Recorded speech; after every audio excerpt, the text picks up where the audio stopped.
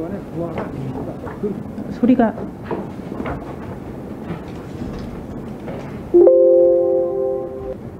어떻게 생각하세요? 이 수사지휘권? 일단 법리적으로 보면은 검찰총장은 법무부 장관의 부하가 아닙니다. 그렇죠. 만약에 부하라면 검찰총장이라는 이런 직제를 만들 필요도 없고요. 휴대폰까지 보호관이 휴대폰까지 이기재 주인은 이런 식으로 해서 받아갔다고 이야기하고 있기 때문에 네. 해당 부분 철저하게 좀 확인해서 바로 좀 파악했습니다.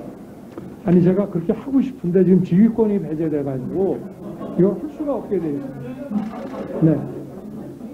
제가 여기 관여하면 안 되거든요.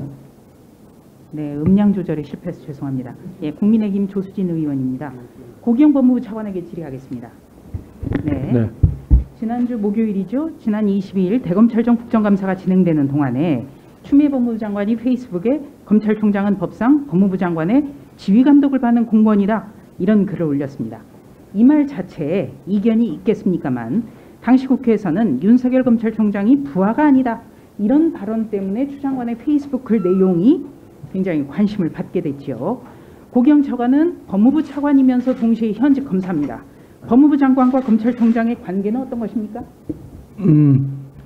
일단 먼저 저는 검사 사표를 냈고요. 검사가 아니라는 점을 말씀드립니다. 그리고 당연히 법상, 검찰청법상, 또 정부조직법상 법무부 장관은 검찰총장의 지휘 감독권자입니다. 네, 지휘 감독이 상하 관계를 뜻하는 것입니까?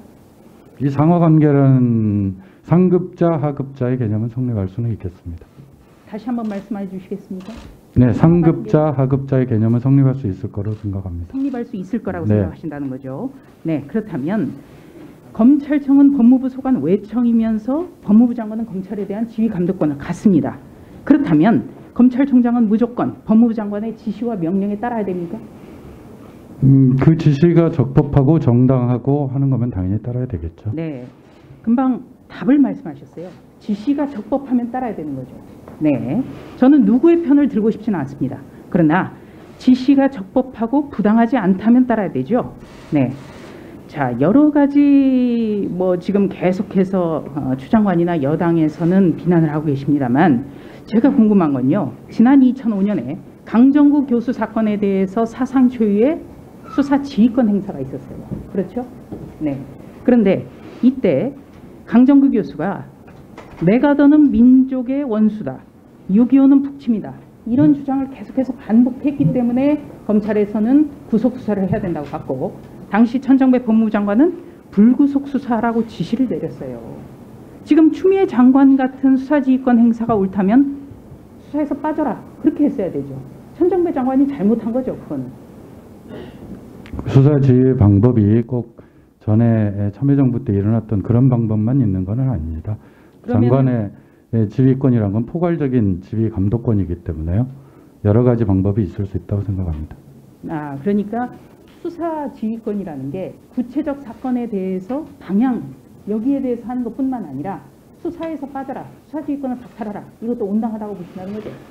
이제 수사 지휘를 받는 사람이 어떤 상황에 처해 있느냐에 따라 수사 지휘권의 방향이 달라지겠죠. 그러니까 수사 지휘를 받는 사람이 어떤 의혹에 연루되거나 하면은 당연히 그 사람을 통해서 지휘를 할 수는 없는 거 아니겠습니까?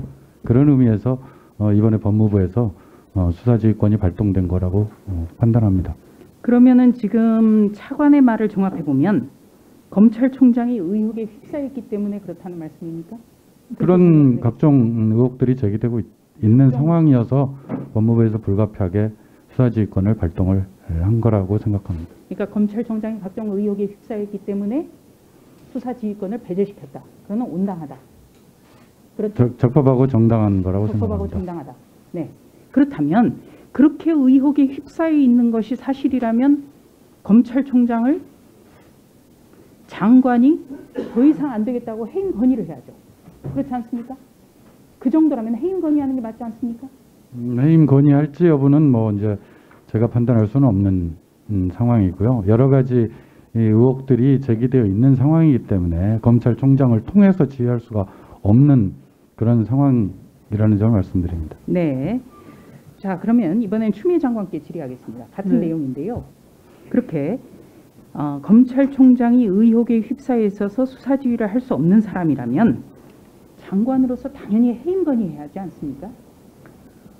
일단은 구속 피고인에게 검찰 출신의 변호사가 그 검찰 출신 변호사는 총장과 아주 가깝다라는 말을 수시로 하고 다니고 있었던 사람이고요. 윤 총장에게 힘을 실어주려면 청와대 행정관으로는 부족하고 청와대 수석 정도는 잡아야 한다. 총장에게 보고해서 보석으로 재판을 받게 해주겠다라는 식으로 회유 협박했다는 제보가 있었고 또 수사팀은 그 네, 구속 장관님. 피고인을 장관님, 궁금한 거는 왜 해임 건의안 행사를 안 하세요?